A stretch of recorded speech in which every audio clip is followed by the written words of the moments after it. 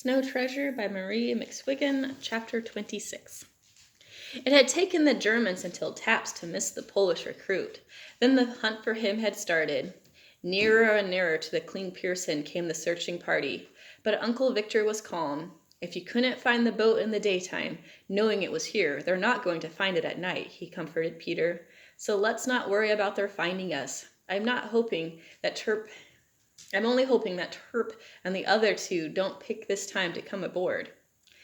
The Germans trailed up the valley well beyond the two fallen trees. But here the snow was clear of footprints, as the three in the cabin knew, so their trip only served to churn the snow and widen the hunt. For if many footprints on the ground, later search parties would have more territory to cover.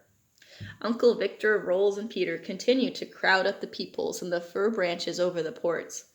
After a time, they saw the Germans turn back towards the cliff and the beach. If they search the woods, they can't help coming on the ski trail of our friend here. Uncle Victor meant Jan Lassick. That'll lead them here by the back way, and you can be sure they'll do some close searching. The next morning, the Snake was quiet as always. The Germans evidently had not yet found the ski trail, and Uncle Victor hoped to be at sea before they did. Just before dawn, Hans Turp and the two other sailors came aboard.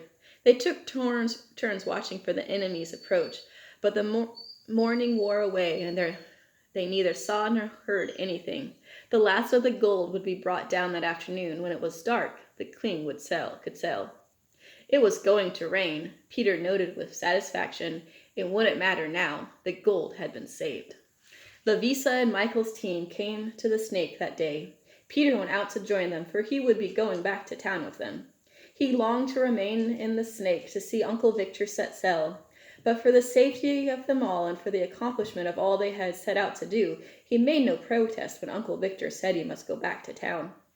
"Oh, Peter, we did it! We did it!" Lavisa threw her arms around him.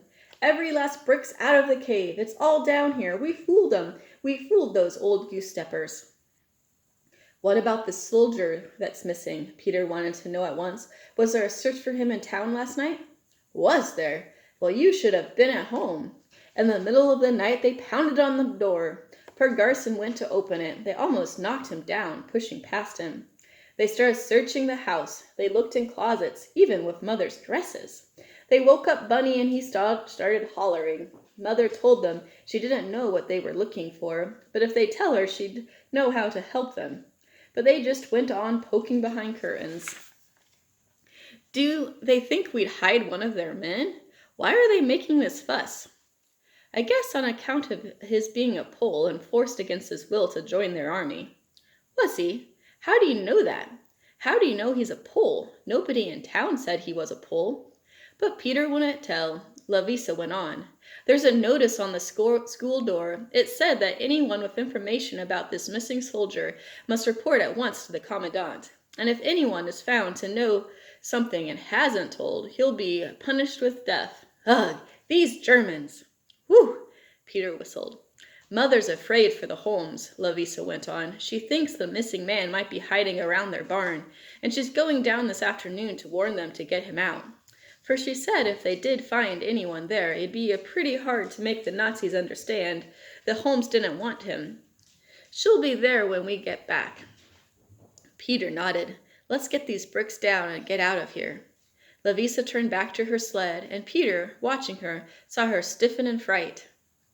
"Look, Peter," she whispered. Into the Snake followed a company of German soldiers and an officer. "They've come to search," Lavisa said. "They did that last night. I guess they've come back to look again."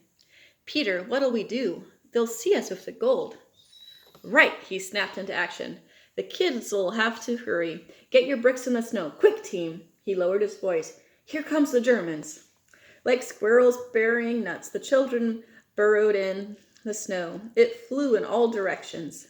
"Not so deep," Peter directed. "Just lay the bricks down and start the snowmen. Faster, they're coming!"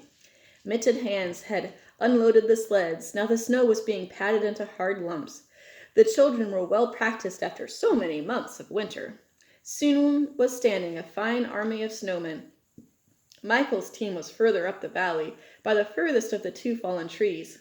Peter gave the whistle. They used it at school when Mr. Anders was coming. Michael whistled back. Then he must understand. He'd know that someone was coming, that danger was near. All right, Lavisa, let them come. Peter dropped on his knees in the snow and began another figure. It was easier to do that than to stand waiting for the Germans. In all the weeks they'd been coming to the Snake, this would be the first time the Germans had come there at the same time. Lavisa thought something of this too. They had to wait for the very last day, she grumbled. They let us bring every bit of gold out, then they come and find it. Shh, Peter cautioned. Don't let them know you think anything is out of the ordinary, and they're coming here. They're only looking for the runaway soldier, you know. It was Lieutenant Sit-Down who led the company into the Snake. They came plodding through the snow to the level space between the two trees, where the ground was dotted with children and snowmen. There's no one here but these youngsters, he told the sergeant. There's no use to ask them if they saw anyone, for they won't answer. I think we might as well go back. The sergeant drew up stiffly. Pardon her, Lieutenant, he said. The commandant comes.